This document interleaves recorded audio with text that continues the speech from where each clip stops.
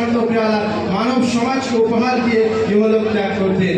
এরূপ ভাবে 9 অথবা 12 রবিউল আউয়াল সুবহে সাদিকের সময় নবীগণের সমাপ্তি শুভ বার্তার আবির্ভাব হলেন নবীগণের সরকার বিশ্বনবী সাল্লাল্লাহু আলাইহি ওয়াসাল্লাম।